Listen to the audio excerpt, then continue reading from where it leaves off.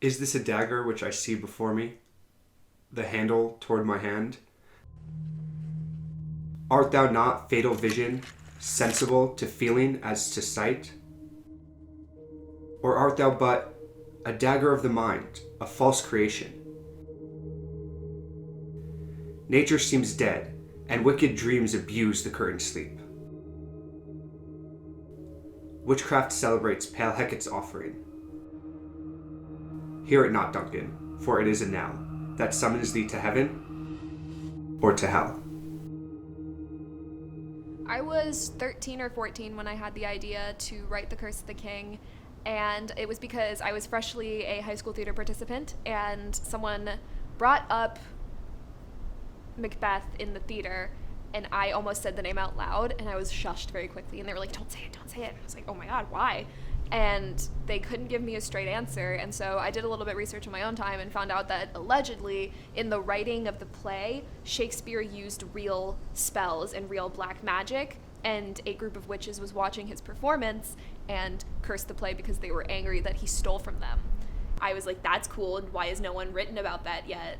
And I had the idea to do this as a web series originally and started writing a script for it, and it kind of fell through. I was 14, I didn't really have the wherewithal to make a web series, and eventually I was like, oh, I'll put it into prose. And so I put it on the back burner for a few years. I had the idea, I always wanted to do something with it, and it wasn't until I was 17, 18 in my first semester of college that I put it to a novel format, and it was born from there.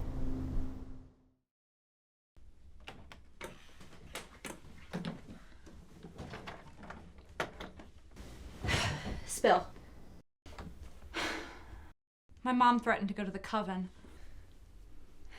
Well, I suppose we'll have to make sure it doesn't come to that.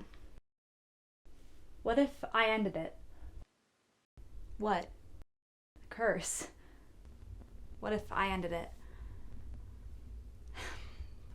What if I did the play? I could go to the coven myself and get help. A spell that would end it all and reverse the original spell. Emrod might have one. You want the High Mistress of the local coven to help you break a centuries-old curse? I want this done. I want this curse behind my family, and if this is what it has to come to, then I'm going to try. Laura, now is not the time to try being a vigilante. I'm not being a vigilante, Halls. I'm going to break the curse of the king. One of my favorite authors, always and forever, is Adam Silvera. He didn't venture into the fantasy world until I had already written The Curse of the King, but the way that he creates his characters and the worlds that he puts them in is so authentic, and I found it really inspiring. I also grew up reading Twilight and the Mortal Instruments / Infernal Devices, Cassie Clare's Shadowhunter Chronicles. I think people can become dismissive of the YA genre because they think that it is full of boring romance and cheesy stereotypes, and that it's less authentic writing than something that's older or more literary. Teenagers and young adults need fiction that is accessible to them. It's not any less of a valid genre just because it's enjoyed by an audience that is considered juvenile or less than fully developed into their adult years. I'll call you later, okay? Yeah, sure.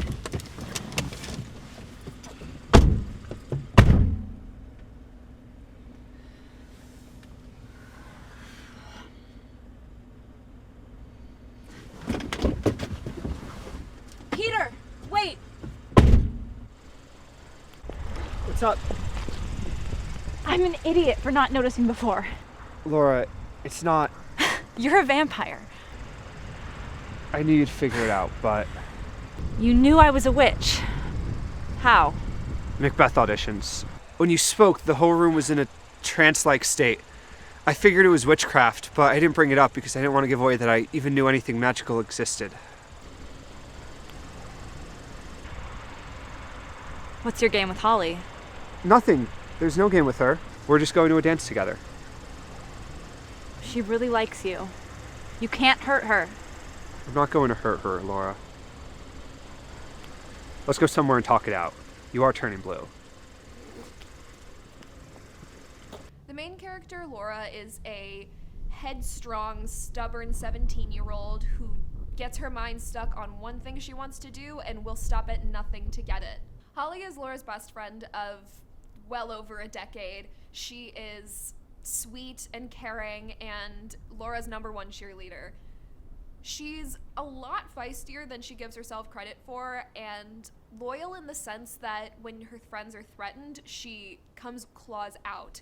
Peter is a new addition to Holly and Laura's friendship. He initially comes in as Holly's date to a dance, and he's just the kind of weird guy that Holly has a crush on. However, Laura comes to find out that he's a vampire and kind of all alone in the magical world. I loved writing Laura and Peter's dynamic. Their friendship is something that came so naturally to me, and it's something I've never created before that. They become fast friends because they realize that they needed each other in ways that they hadn't previously thought about. Peter's all alone in this magical world, and meeting a witch changes his life, and Laura thought he was just this weird guy and then sees these layers underneath him and realizes what an awesome person he really is. I want readers to take away from The Curse of the King that sometimes all you need is some willpower and the good friends you already have around you. Laura doesn't have any resources that are introduced to her she wasn't already capable of calling on before. She just has to learn how to utilize them and understand that her support system is there for her in the good times and the bad.